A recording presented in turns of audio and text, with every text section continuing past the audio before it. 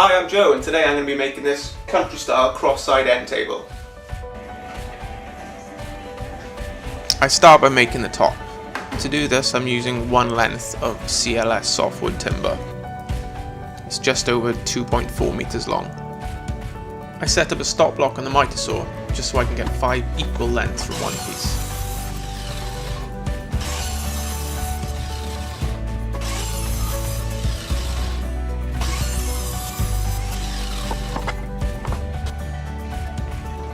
I then run each piece through the table saw twice so I can take off the curved edges.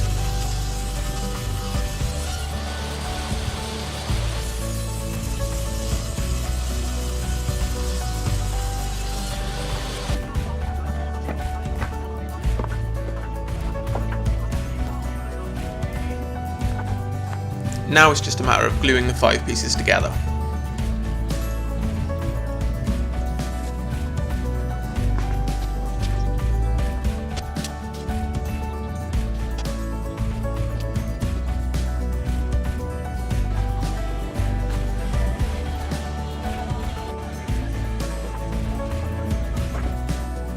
With the top drying, I can make a start on the base. For this, I'm using 4cm by 4cm timber that comes pre-planed, and I'm using the miter saw just to cut the pieces down to size.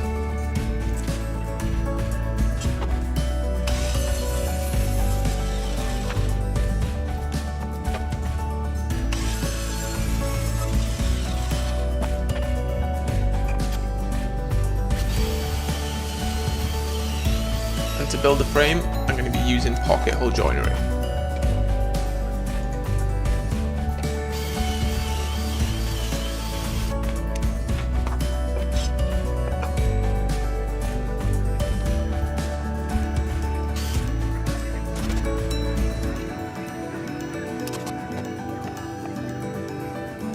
I use an offcut here to act as a spacer so I can hold the bottom base off the floor.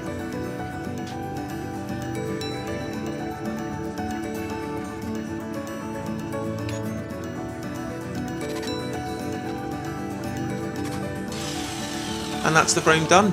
To make the decorative inserts, I cut a piece of scrap wood to length, and then I can use my bevel gauge to find the angle I need.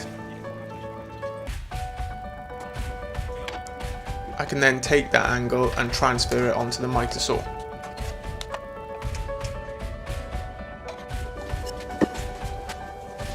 I then purposely cut the piece too long so I could use the frame as a reference to draw the other angle.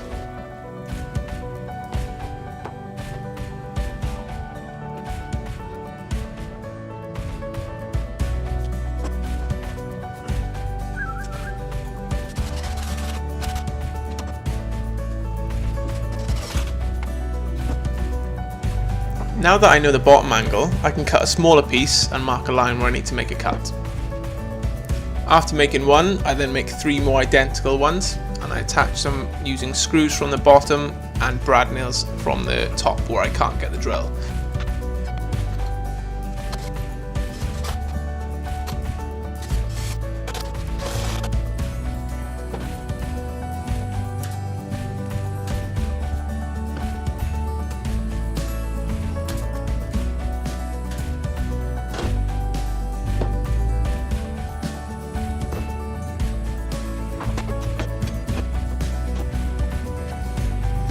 Now the top is dry, I offer up the legs and measure off the length of the 4 cross pieces I need.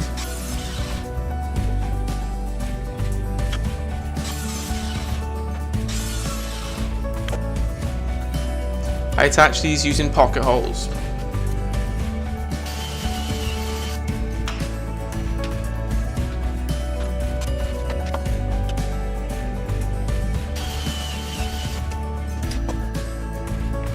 And here's where I realised my mistake. When doing the legs, I attached the pocket holes facing down, whereas if I'd attached them facing up, they would have been completely hidden underneath the tabletop.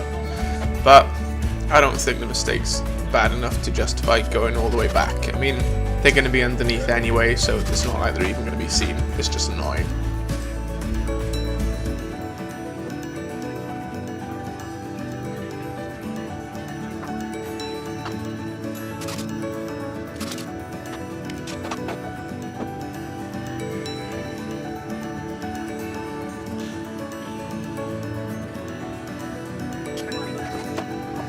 Next, I make the bottom shelf by cutting down a piece of 12mm plywood.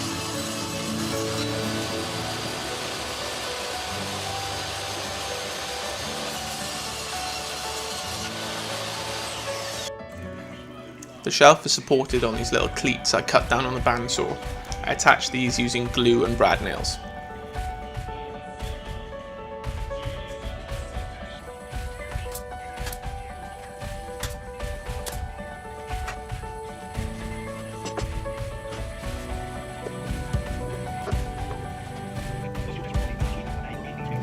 I fill in all the brad holes with a filler and then give it a very brief sanding before applying the paint.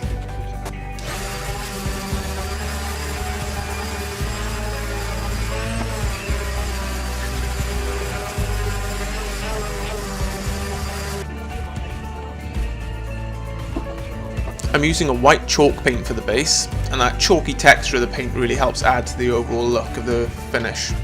And the benefit of using chalk paint as well is that it sticks to pretty much anything, so you don't need to prime or pre-sand the surface.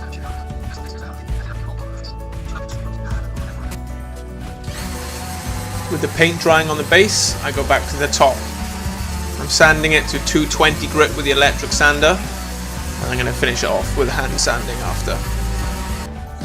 So at this point I realised that my miter saw has left quite bad tear out, and it can't be sanded away, so I'm pretty much forced into having to give this some kind of edging profile, and I'm choosing round over here rather than chamfer because I think it just adds to the country feel of it.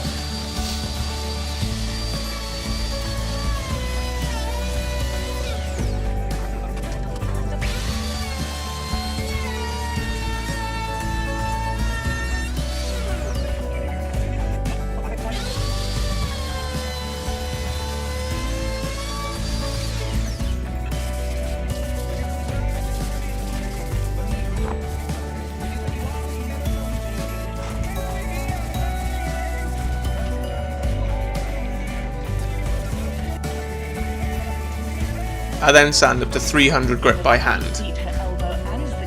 For the finish I'm using a tung oil.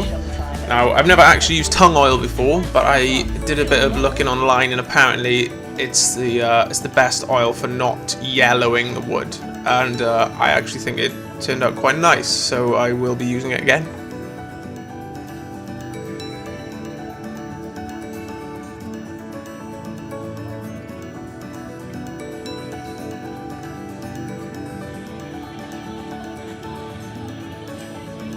After the paint's dry, it's time to put the lacquer on.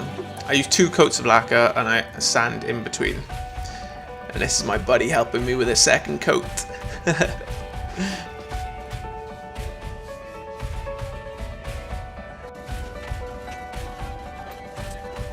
I attach the top using screws from underneath, which I countersunk and then later go back with a filler to hide them.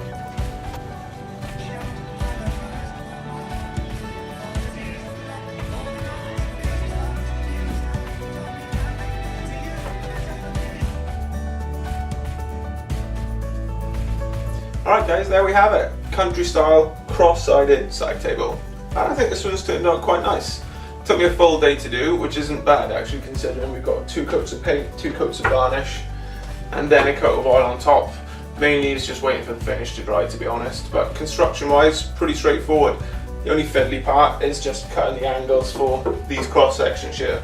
Other than that, good. I particularly like how the top has turned out. I didn't think I'd get such a nice finish from what is essentially just 2x4s, but no, with a very high grit sandpaper and with the tung oil, it's actually turned out really nice. It looks very good. I'm impressed with it. Personally, I would have gone for a darker wood on top, but the customer said he specifically didn't want darker wood, so we got a pine and white finish. Which, yeah, I think it looks quite nice actually. So, yeah, happy with that.